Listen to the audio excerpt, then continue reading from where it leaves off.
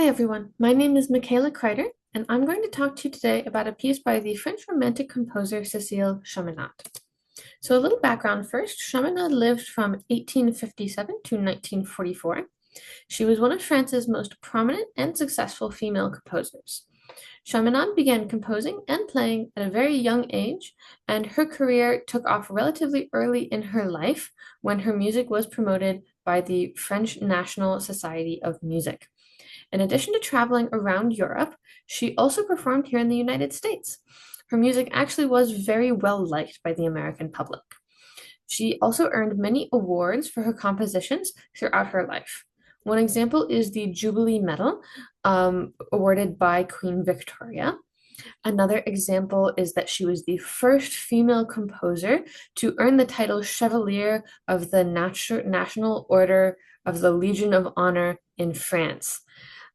Despite this success, her music did fall into obscurity after her death, and only in recent years has it been revived again.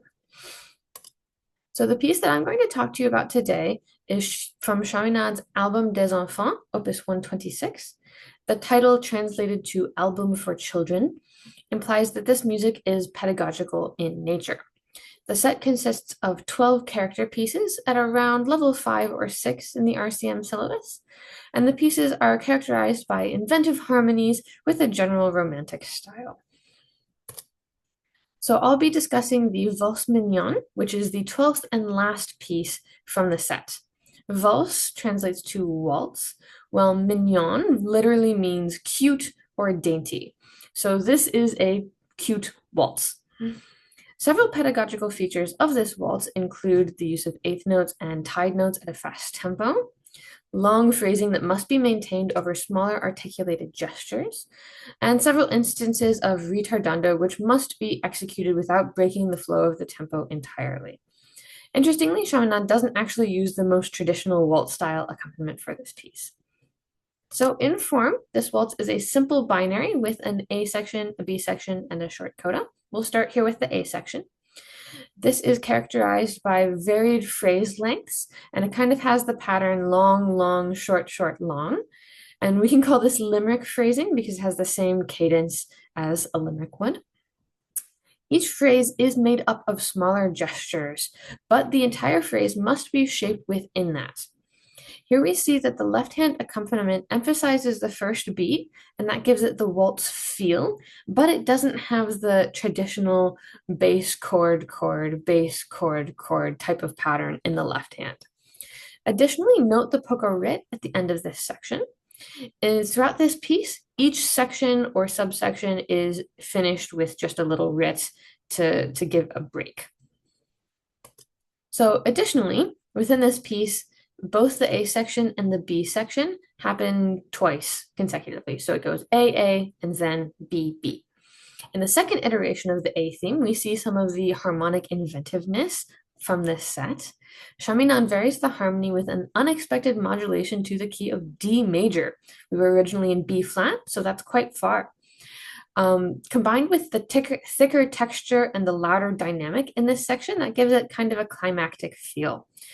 The player should bring out interesting harmonies within the D major section, including the two half diminished 7 chords and the flat major 6, which references the original key of B flat. To divide this section from the next, Chaminade writes not only a ritardando, but also a fermata, meaning that plenty of freedom and time should be given here. Additionally, students should be careful of the jumps in the left hand at that forte section as they learn this piece. Now we move on to the B section. This is characterized by a contrasting melody to the A section. It's a bit more flowing, and complex fingerings are required to accommodate this melody in the right hand. There are a variety of repeated notes as well as small two-note slurs, and the fingering has to be adjusted to make that as practical as possible. Additionally, the phrasing pattern changes here. So instead of what we had before, now it is a short, short, long phrase pattern that is repeated throughout the B section.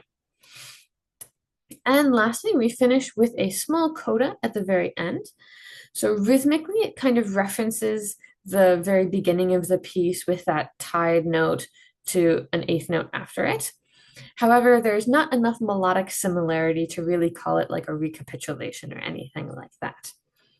There are several chromatic runs, including one in the left hand. That's the only time the left hand is not just accompanying in this piece. And careful choice of fingering in those chromatic runs is very important.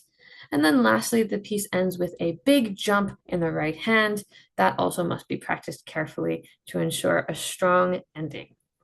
Thanks so much for listening. I will now perform Cécile Chaminade's Valse Mignonne, opus 126, number 12.